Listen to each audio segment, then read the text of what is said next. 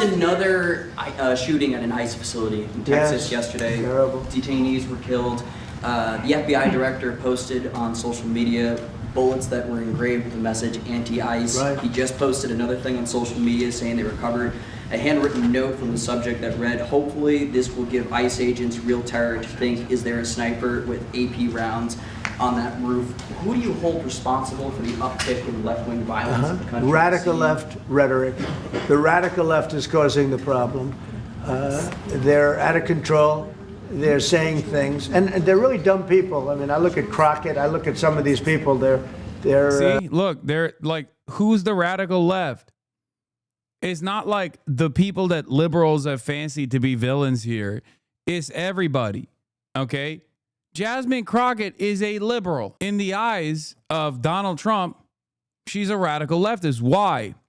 Because she's black, okay? That's why. Let's be fucking real. Let's not mix our words here, okay? Because she's black and she's bold, okay? I don't agree with her worldview. I don't agree with her her legislative agenda, but it doesn't matter. She's a black woman and she's loud, and he fucking hates that.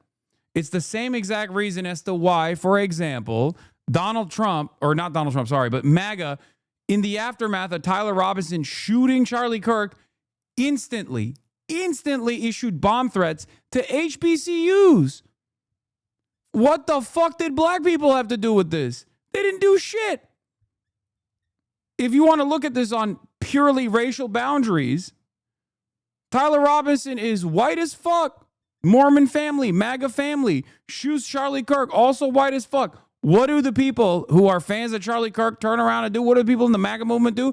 They go and issue bomb threats to the fucking historic black colleges and universities. What the fuck did they do? Not only that, but then you got motherfuckers showing up, PragerU, influencers who took time out of their busy schedules to defend Israel's genocide, going to HBCUs and trying to foment hate in HBCUs to be like, oh, I'm just trying to do a change my mind video. Everybody knows what you're trying to fucking do, man. Fuck you mean?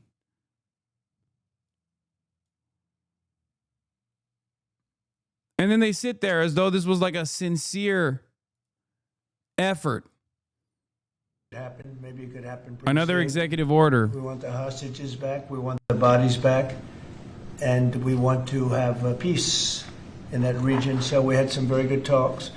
As you know, I had President Erdogan here, Turkey, and we had a great meeting today. I think we had a meeting that was very conclusive in so many different things that we wanted, things that he wanted, and that was good. We'll be announcing that sometime later, and he'll be making an announcement too. But we had a great meeting with Turkey, and they're a very respected president, and spent time. We had lunch, and we had a lot of good discussions. So those two things, and we have some executive orders today to sign that are very important for the country. And we'll start off with one that's a proclamation. And yes, sir. Want to do that, Will? Yes, sir. So today is Gold Star Mothers and Families Day. This is an annual proclamation. This is to commemorate the fallen, those who have died for all of our freedoms and for our country, and for their families who have suffered such grievous losses. But this is a proclamation commemorating Gold Star Mothers and Gold Star families. Yeah, and they're great people. Incredible people, what they've had to go through. Very few people could have gone through this kind of thing. Gold Star. Okay, thank you very much. He'll put it over here, Steve. Next, sir, we have an executive order on TikTok. From the first days of your administration, you've charged a team from your administration, led by Vice President Vance, with ensuring that we can preserve TikTok as a platform for the 170 million Americans who use it, while ensuring that their data is properly protected as required by law. With this executive order, you will be effectively bringing into effect the agreement that will save TikTok and ensure that it can operate safely and securely. So this is interesting because I had a very good talk with President Xi, a lot of respect for him. Hopefully he has a lot of respect for me too. And we talked about TikTok and other things, but we talked about TikTok. And he gave us the go-ahead. You know, it's run by American investors and American companies, great ones, great investors, the biggest. You don't get bigger, I don't imagine. And maybe I'll have JD. JD was very much involved and in charge of it. And maybe I'll have you say a few words about the deal. He would report back, and the points of the deal, I think, are great for our country. So, JD, do you want to give it a little talk, please? Yes, sir. Yeah. So thank you, sir, for your leadership and for your help. We really couldn't have done this without the president actually ushering this deal over the finish line. There was some resistance on the Chinese side, but the fundamental thing that we wanted to accomplish is that we wanted to keep TikTok operating, but we also wanted to make sure that we protected Americans' data privacy as required by law, both because it's the right thing to do, but also because it's a legal requirement of the law that was passed last year by Congress. So we think that we were able to do that. Of course, we're going to keep on working at it, but this deal really does mean that Americans can use TikTok, but actually use it with more confidence than they had in the past, because their data is going to be secure and it's not going to be used as a propaganda weapon against our fellow citizens. We're very excited about it. We appreciate the cooperation of everybody involved, and it's a big day. And I think I can say that especially the young people, they really wanted this to happen. They did not want to have TikTok close. And I got, a little used to TikTok. I used it myself during the campaign, and it was very successful because you know how I did with the young voter. And Charlie helped me a lot too, and he said to me, "You should go on TikTok," and it actually had, because we got record votes with the young voter, as you know, for the election. So I was a little bit prejudiced. Dog, we are in that so way cooked, toward by the way. TikTok. It was very good, and very Larry meaningful, Ellison, but we like have every American investors single- taking it over, running it, every single highly outlet. sophisticated. Every single including outlet, from Larry Ellison. mainstream news, obviously, as we knew already, Oracle, I guess, is gonna be down very to clever, very big independent role in terms of security, independent safety, social media and platforms that are everything. supposed to be independent, comprised heavily of like user-generated Literally, I would content, get a call are now from friends of completely mine who were captive. Fathers of young people say, "Could you do me a favor? Could you get it approved, please?" My son. There is driving me nothing. crazy. There is no. So we're getting it I done, don't and know they have a what big this is going to audience, look like. I don't know what level of we have suppression great that they're American going to investors. immediately implement. It And seems here's like your for final guy. TikTok, they've already designed it in a way ahead of time before this sale took place, that they already brought in like an anti-Semitism czar, stuff like that. Jeff? But Larry Ellison, the mega billionaire Oracle founder and the IDF's largest private donor, is now taking control of both CBS, Paramount, TikTok, and maybe even potentially CNN. They will have control over not only the content, but also user data as well. It is so It's owned insanely by cooked. Americans. It's, and very sophisticated Americans and people that love the country, and very smart Americans too. So they don't want anything like that to happen. Yes, please. Thank you. Is there any operational relationship with Chinese entities or staff to execute this? Larry Ellison's With who? son is the one who purchased I don't Paramount. think so. Not that I know. No, we're going to be. This is going to be American operated all the way. So do not use And, TikTok. Got it? That's not what I'm saying. Great respect. I'm just for saying, be President Xi, careful. and I very much appreciate that he approved the deal. Because I'm gonna keep, to get it done properly, we really needed the just as I haven't support given of up China on and the Twitter approval of China. regardless, Yes, because ma'am. I see at least some benefits despite the fact that it's a hellish nightmare Do you want to see the algorithm of epic proportions. MAGA-related content? I'm going to keep using any outlet that I can. If I could, I'd make it 100% MAGA related. It's actually a good question, but I would, yeah, if I could make it 100% MAGA, I would, but it's not going to work out that way, unfortunately. No, everyone's going to be treated fairly. Every group, every philosophy, every policy will be treated very fairly. Thank you. Mr. President, do you know the valuation? Do you know the American company is going to be valued in billions? Well, they valued it very highly. They're paying a big number. Do you want to talk, Scott? Do you want to say something about value? Well, I'll let the Vice Okay, President, good. and then JD? I can follow And up. you'll say something. Sure. Well, first of all, I would say all credit goes to the Secretary of the Treasury. Couldn't have got it done without Scott. Also couldn't have got it done without Sean Cooksey on my team, so thanks to them. The company will be valued around $14 billion. We actually think this is a good deal for investors, but ultimately the investors are going to make the determination about what they want to invest in and what they think is a proper value. The most important thing is that it does protect Americans' data security. It ensures TikTok is still accessible. And on this question of the algorithm, which we've heard this a lot, what this deal ensures is that the American entity and the American investors will actually control the algorithm. We don't want this used as a propaganda tool by any foreign government. We want to make sure that our people and our investors actually make these decisions based on what's good for their business as opposed to what's good for another government's propaganda arm. So that's what we've done with this deal. I think it's very good for the American people. And as the president said, young people love this. We actually want... Bro, look at him. Look at him. I don't know what it is. He just looks so suspicious. He looks like he's hiding a secret, okay? Like, even when he is not the main character of the story, he's still on the sidelines, looks like he's up to some nefarious bullshit, dude. Between the investor groups and then Treasury like, and look, a group including he's the just Vice standing President's there. office were It looks in like, Madrid yeah, 2 he's weeks standing there ago to looking like he's negotiate hiding with a zombie bite at all times, okay? President Trump's close relationship with Party Chair Xi that we were able like- to get this across the line.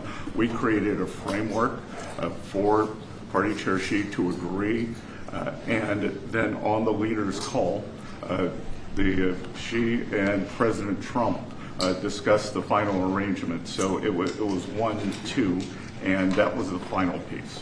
Will the U.S. government get any kind of annual payment as a result of this deal? Taxes, it's going to make money, and we're going to get a lot of money in taxes. And you know, China wanted to see this go. It's a great legacy for China, too. And, I thought President Xi was great in terms of his approval.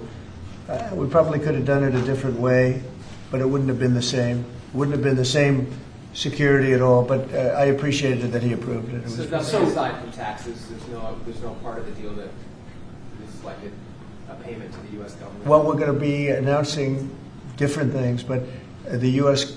comes out great. And I think China comes out great because they're going to have a Bro, very China important does not legacy. give They a have shit about many other nothing. deals. You know, they have deals with us, and they have deals in here in this country. China's just, And, they're you know, they're they wanna trade be treated maxing, fairly okay? also. They're like, nope, Mr. Vice President, not gonna touch any of that. We're just trade maxing, baby. La boo boos for all.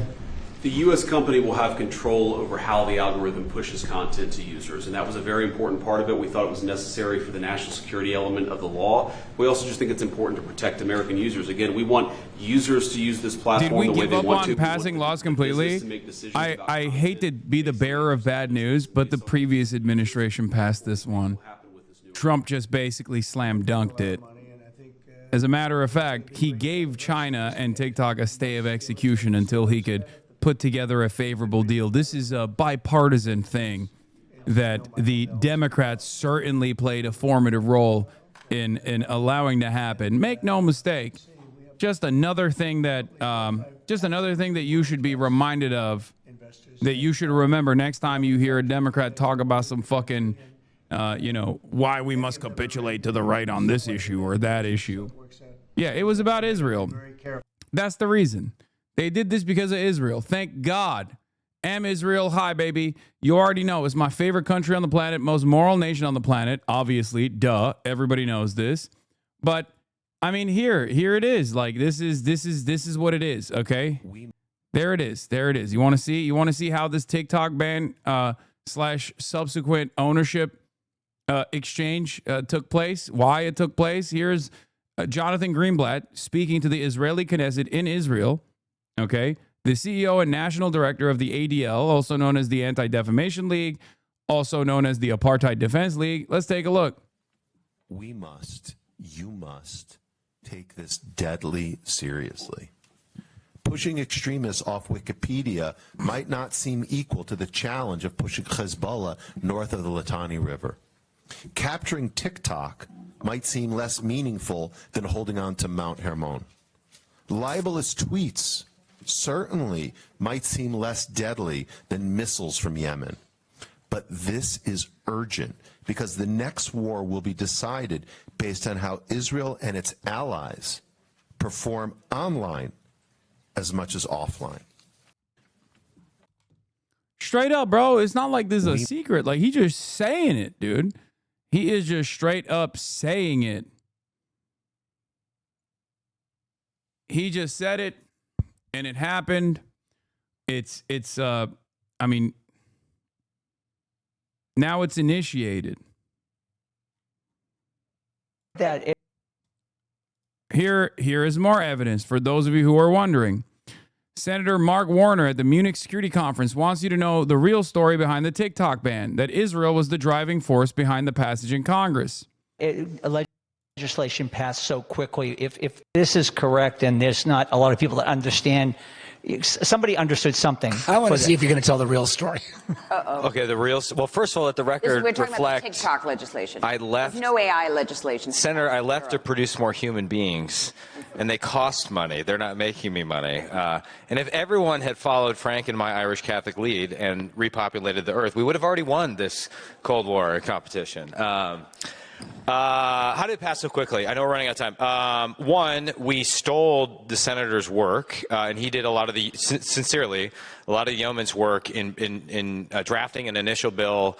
We were able to sort of learn from that experience. We refined the approach. We worked with him. We worked with the executive branch. So we had a bipartisan consensus. We had the executive branch, but the bill was still dead until October 7th. And people started to see a bunch of anti-Semitic content on the platform. And our bill had legs again. And then there was a huge miscalculation by TikTok. When it became apparent that we were going to pass it out of committee, they forced sort of a pop-up on the app that allowed people to call their members of Congress. And kids were calling into their members of Congress during school hours threatening to commit suicide if TikTok went away. And for those of us who are concerned about the use of this platform for propaganda purposes. TikTok made a huge mistake, which was the idea that we would follow the democratic wishes of the broad majority of the American public. What a stupid mistake. What a stupid mistake from TikTok or the Chinese government or whoever the fuck. Why would we ever listen to additional demands being made by constituents? What are you, fucking stupid? This is America. Big mistake. If anything, those demands made us way more likely to ban it because the goal was to suppress the flow of information. We are a nation that does not give a fuck when kids die in schools to school shootings. What makes you think children calling up their congresspersons is ever going to move the needle on anything? Be for fucking real. There's a brainwashing. It sort of proved the point in the moment, and suddenly the bill passed. So it was the threat of espionage, the threat of propaganda, the good work of Senator Warner, and a few other players that all conspired. And he got it out of a committee that is the most diverse in the House, from left to right, 50-0 after a classified. Yeah, that was he did a, it was, people would not have bet on, but he and his Democratic colleagues did some great. But to your point about democracy, I mean, that was a 3. Why is TikTok a big deal? I get my genocide streams from Insta. I mean, TikTok has genuinely been one of the most consequential ways that broader audiences have actually reached this, have actually seen this information. That is precisely the reason why they took it away. Okay, that's precisely the reason why they were forcing the sell. I mean, they're admitting it right here. How many politicians do you need to hear from? Murphy specifically endorsed banning TikTok in order to suppress speech critical of Israel. In an interview with the Dispatch on Thursday, Chris Murphy of Connecticut, who previously spoke out in favor of restricting TikTok's access in the U.S., said he had moved from supporting regulating the social media platform to an outright ban since October 7 Hamas attack in Israel due to its ability to drive this narrative of hateful speech among young people. Make no mistake, they are not in any way, shape, or form invested in hate speech and commenting hate speech at all. Look at goddamn Twitter. Okay? No, they were pissed off that people were developing anti-Israel sentiment. They don't like that you could say fuck Israel on there and reach a mass audience and show exactly why you were saying fuck Israel on there. That's what it is. That's it. That's it. That's all this is. And by the way, this doesn't mean that there wasn't a ton of Islamophobic or anti-Semitic or otherwise like super bigoted content on TikTok. You're purposely ignoring the allegations here. I'm going to ban you. Why are you ghosting Minion Discourse? Okay, take a day off.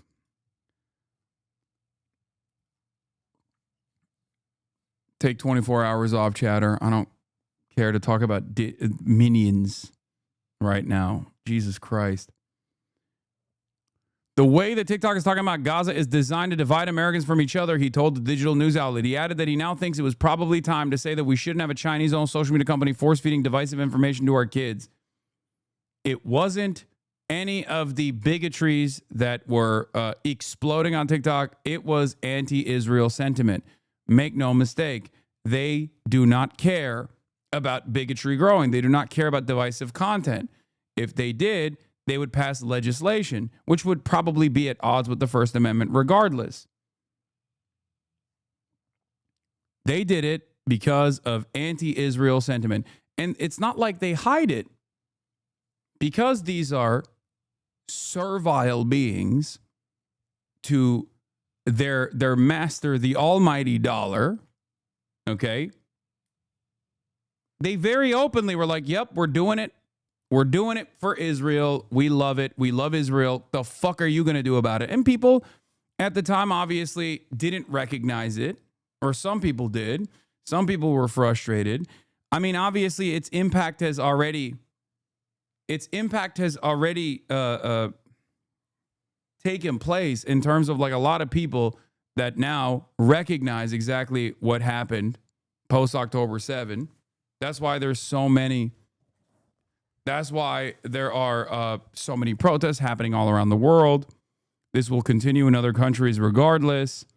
And it's not just about the TikTok ban in America or anything like that. I don't know why, but I've been getting a ton of pro-Palestine content on my TikTok as of 2 days ago, like every other video. Super for that, by the way. Well, for Meta, one way that I have seen Meta restrict this kind of access is they basically bracket you into the pro-Palestine slant. So they stunt your reach to other people that are using the platform, but they just stunt your reach to the pro-Palestine slant. So you think that like people are still seeing your content. In many cases they are, if you have a big audience like I do, for example, but you're walled off from the rest of the platform. And I think TikTok is probably doing that too, at least for the time being. Because the goal here isn't to like stop all kinds of information from spreading. The goal here is to stop it from spreading to people in the margins. Okay? They don't want that information to reach the Barbaras and the Deborahs, for example. They don't want that information to reach the timelines of like people who could potentially be convinced, could potentially see the truth about what Israel is doing. That's why the Hasanabi industrial complex is so important to spread the word. Yeah, that's why I also do a broad array of different types of content and talk about different like things that I care about, cultural issues that I speak on, things of that nature, because like I know that I can reach a broader audience like that, because obviously my commentary is outside of the confines of what is acceptable in mainstream news. My position is different than what you would normally encounter, and therefore it requires a tremendous amount of charitability. This is precisely the reason why a lot of the supposedly apolitical actors that do a lot of those like fuck Hasan videos have played a formative role in people never listening to what I have to say, because they've just written me off because the well has been poisoned well ahead of time. So they never actually come here to be like, let me just check. Let me check to see if what these guys are saying is correct. And instead, they just go back to the same places where they go back to the same places where there's just like a steady flow of focus on content. The second video TikTok fed me on my secondary phone was Charlie Kirk with 2 million likes. I also got Candace Owens Conspiracy at 800K likes. You don't get Palestine or leftist TikToks unless you search or train your algo. Yeah. I came here to check. Check what? Oh, you mean after seeing like all the focus on smears and stuff? Yeah.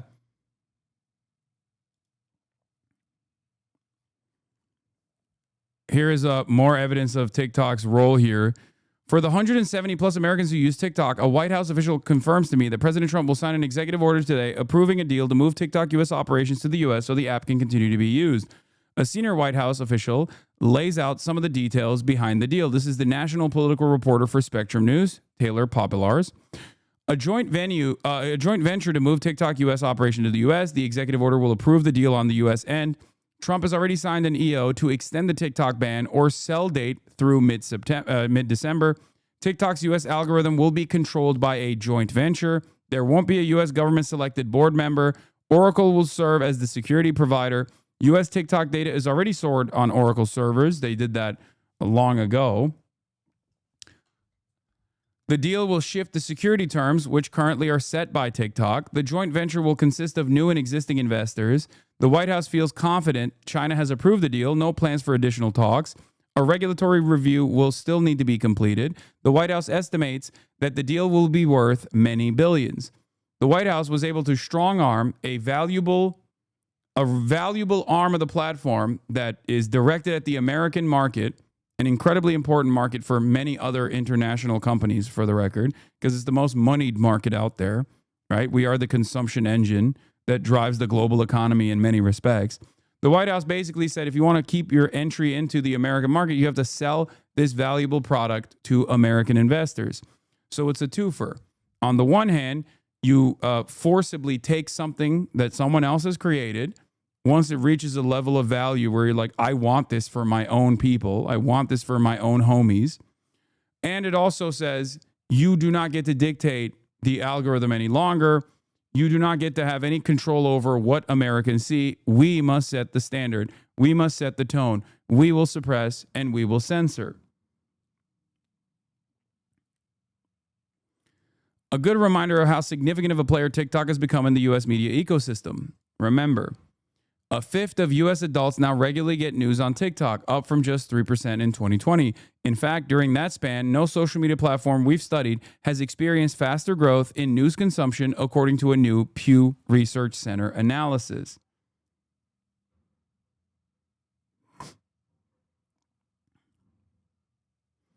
It is pretty wild that virtually every single news outlet and virtually every single social media outlet is single-handedly owned by people who are just openly saying that they want to purchase these vectors of information with the grand interest of stamping out anti-Israel content.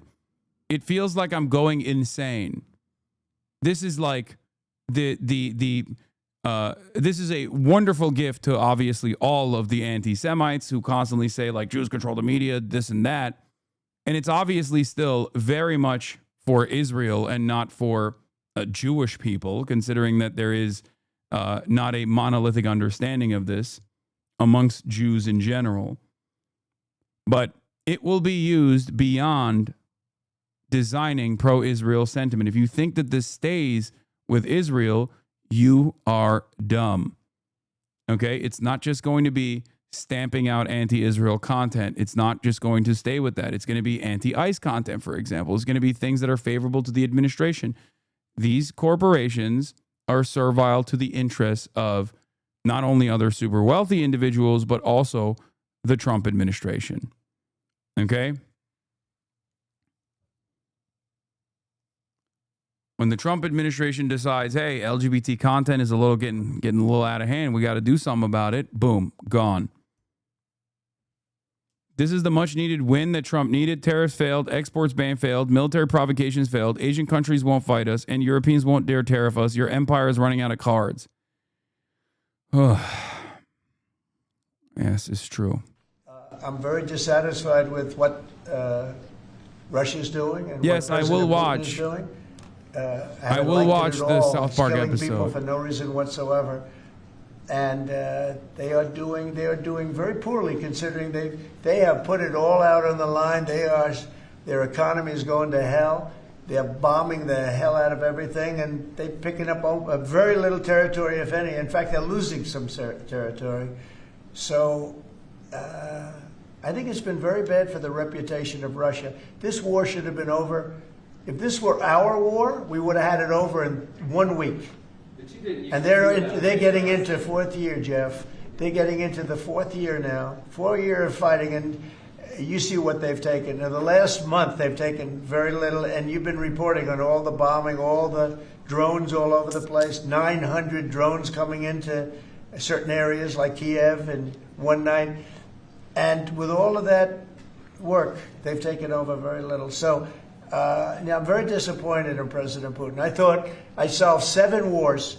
In fact, we have a great leader coming. We have the Prime Minister of Pakistan coming and the Field Marshal, Pakistan. Field Marshal is a very great guy, and so is the Prime Minister, both. And they're coming, and they may be in this room right now. I don't know, because we're late. And I said maybe they'd like to join they actually may be somewhere in the beautiful Oval Office. Yeah, please, behind you. On Gaza, did you promise leaders this week that you would not allow Israel to annex the West Bank? Is that something that you I will not allow Israel to annex the West Bank. No, I will not allow it. It's not going to happen. Did you speak with Netanyahu about this? Yeah, but I'm not going to allow it. Whether I spoke to him or not, I did. Yeah. All you need is a boss call from Miriam, okay? There's been enough. It's time to stop now. Okay? Yeah, just like he wouldn't allow the Gaza Riviera. I'm going to end the genocide. I'm going to end the war. Nope. Remember when I said, is she a relation to the late, great Davy Crockett? I don't think so. Jasmine Crockett, let me tell you, before you even ask, she's a very low IQ person. I mean, if we ever had to pass an aptitude test, that's the one should take one, because she shouldn't even be in the crowd. So I have no idea what you're going to. But I don't think we should waste the radical Jasmine Crockett, IQ folks, person who I can't even believe is a congressperson. Between her and Ilman Omar and the group, I met the head of Somalia. Did you know that?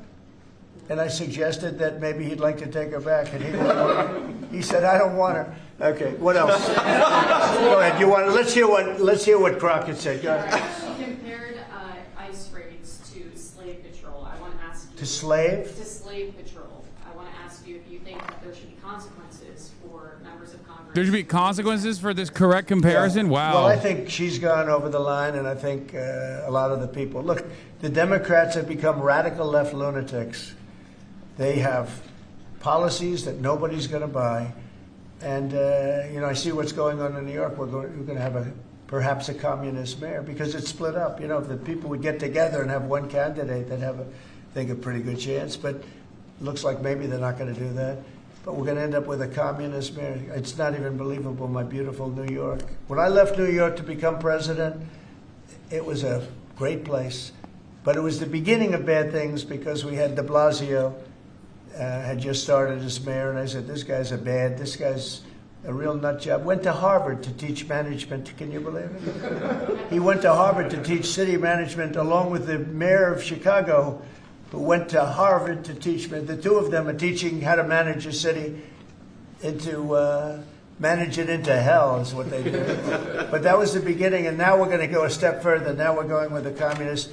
Can I be honest? I think it's the greatest thing to ever happen to the Republican Party. Yeah? Why are you so bent then? Why are you so scared then? If a communist takes over New York City, I think that's a gift. They say this, but they don't actually believe it, weirdly enough. Because if they did, they wouldn't be doing everything in their power to try to try to basically consolidate power against Mamdani right now in the upcoming election. That's a lot of questions. You have a number of cities that are pushing back against your immigration deportation move, as well as your crime initiatives. Some of those cities, I don't think they're very much but pushing some of those back. cities have World Cup games. Yeah. Seattle, San Francisco. They're going to be very secure. But could those games move if they don't cooperate with your crime? Well, that's an interesting one, I guess, but we're going to make sure they're safe. They're run by radical left lunatics and that don't know what they're doing. Look at Washington, D.C. I just got numbers. There's like no crime in Washington, D.C. You, Jeff, will not be mugged walking down the street. You can walk down the street with your family. You can walk down your street with your wife, your daughter, your son, and you're not going to be. We took out 1,700 career criminals that we're not allowing back. And we have this city in great shape. You know, there was a time when not long ago, when every single week you'd have at least one murder. And look what's happening with Washington. It's safe. I went to dinner in Washington just to prove a point. I gave a press conference in the middle of a street. I wouldn't say Secret Service was thrilled, but I did it, and here I am. Look, Washington, D.C. is such a great example of what can be done. We did it in 12 days. We made it very safe in 12 days, and now it's much safer than that. One other thing, I drove around Washington over the weekend, and I said, look at the difference. The grass looked great. Everything looked great. You know, we had a lot of our National Guard, and we didn't ask them to do it. They did it themselves. They're proud. They're great. And they were picking up paper. They were cleaning. The place looked really beautiful. So we have a great Washington, D.C. We, as you probably know, we're going into Memphis, and we're going into some other cities, and very soon we're going to go into Chicago. It will be safe for the World Cup. If I think it isn't safe, we'll move it into a different city. Absolutely, we'll take the world. If I think it's not, it's actually a very fair question. If I think it's not safe, we're going to move it out of that city. If, like the governor of Illinois, who is, look, between last week and the week before, 11 murders, and 38 people were shot. Then he gets up and he says, this is a very safe, and then he says crime is better. The reason crime is better is because Cash put, about 5 months ago, a whole team of FBI people there to get ready for when we go in, and they've lowered it a little bit, like 20, 25%, which isn't good enough, but it's a good start. But that was only put there because they're preparing for us to go in.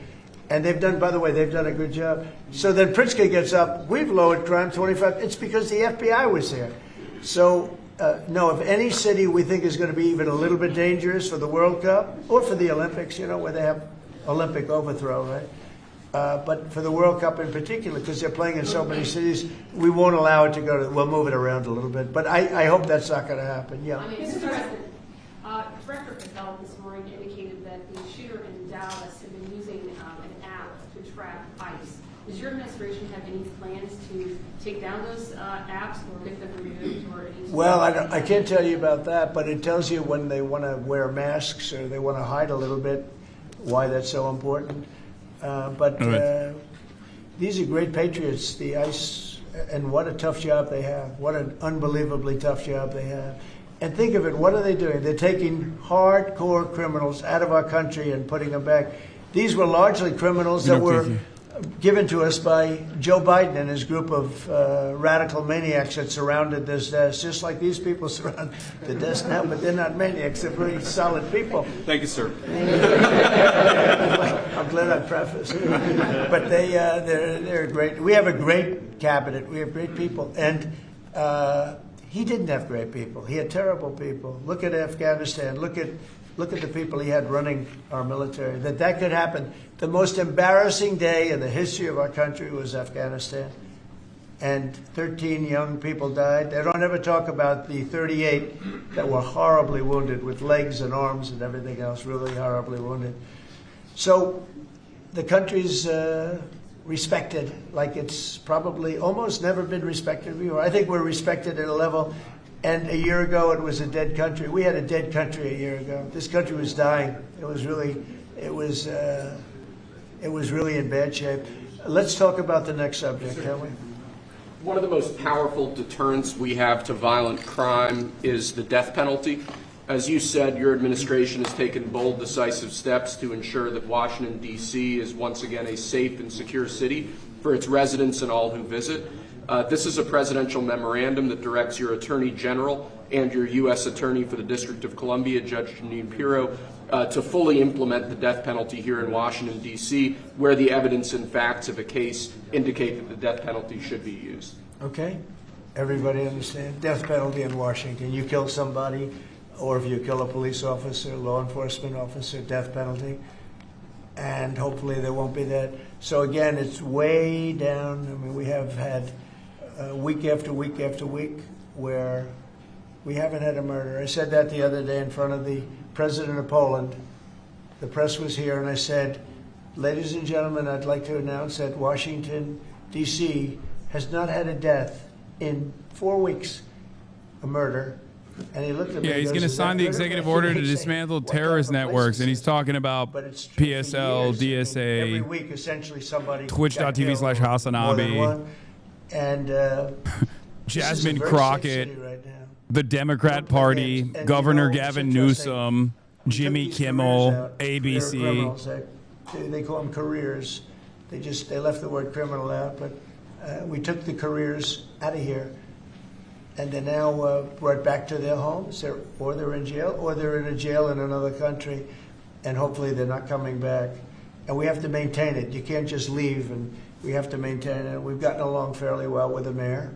You know, she's getting a party that hates that the city's becoming safe. I mean, they're actually criticizing her because the city's becoming safe. But this is becoming this is right now a very, very safe city. This went from the most unsafe city in the country to the safest city in the country. There's no city any safer. That's a pretty big achievement. And we really did it in 12 days. But if you add an extra week to it, that'd be nice. And, I mean, you can go out to dinner. Restaurants are booming. You know, the restaurants were dead. They were dead. Even if you got to the restaurant, then somebody would come in and hold you up. You know, they'd hold up the whole restaurant. They go to Uber. Young ladies in the White House, they'd call Uber for protection. They'd run to the car because they were petrified to be from the entrance of their building to the car. Now they feel safe. They're in the car, and then the car gets hijacked while they're in the back of the car.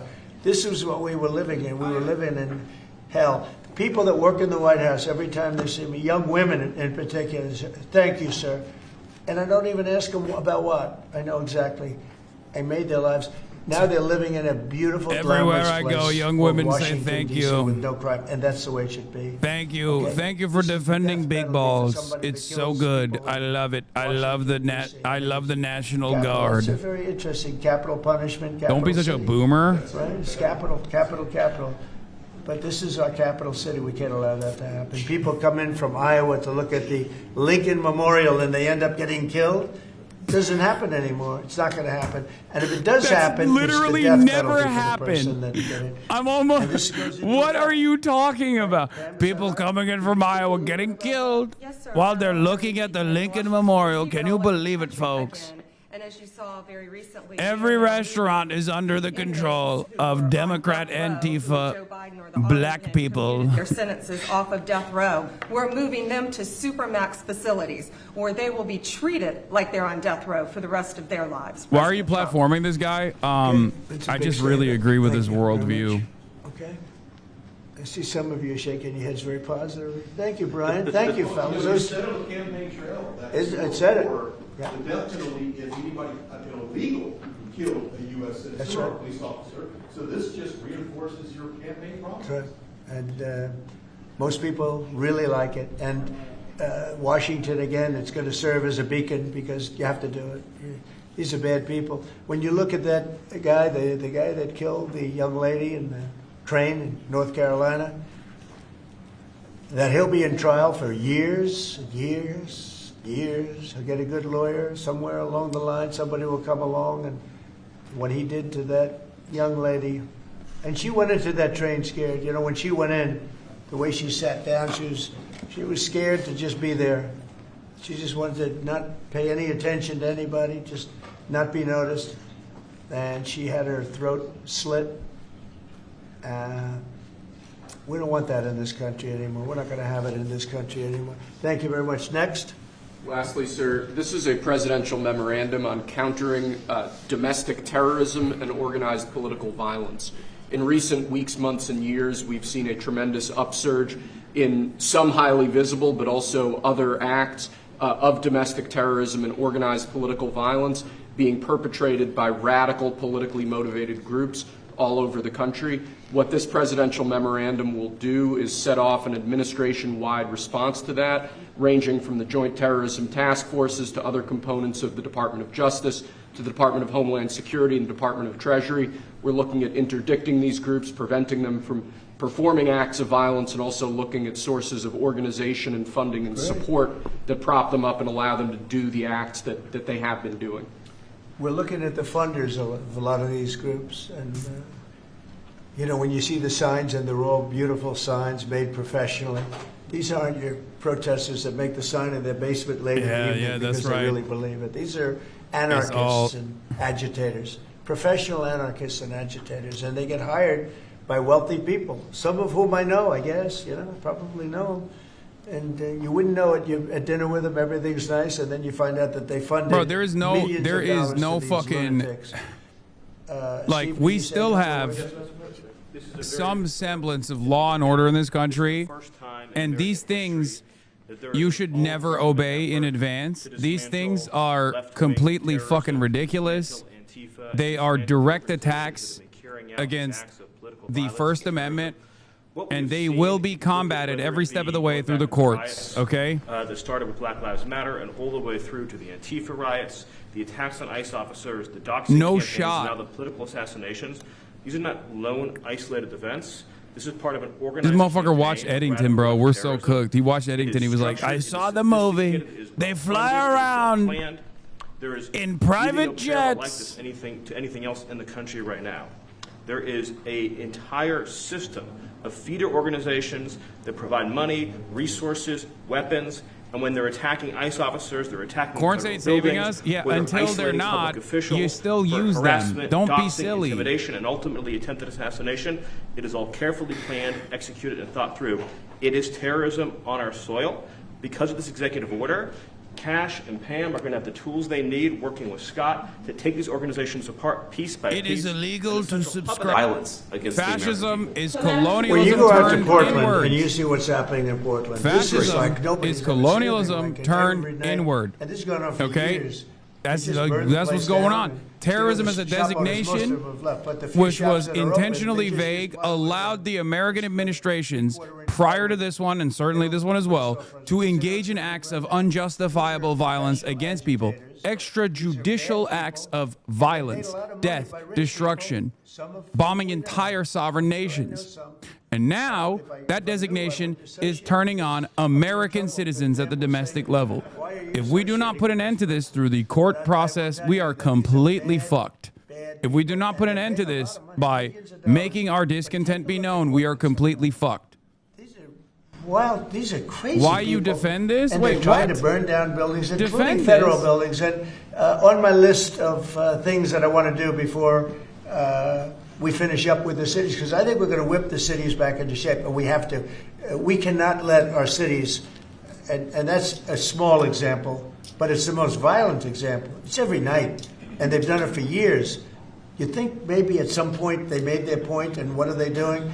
But we're going to get out there, and we're going to do a pretty big number of those people in Portland that are doing that. They're professional agitators and anarchists. They're actually anarchists, yeah. Go ahead, why don't you defend? Let's see you defend them, Jeff. No, I'm not defending anyone. I just want, so that we can just explain this in our stories. Could you name a couple? You don't explain it right, though, Jeff.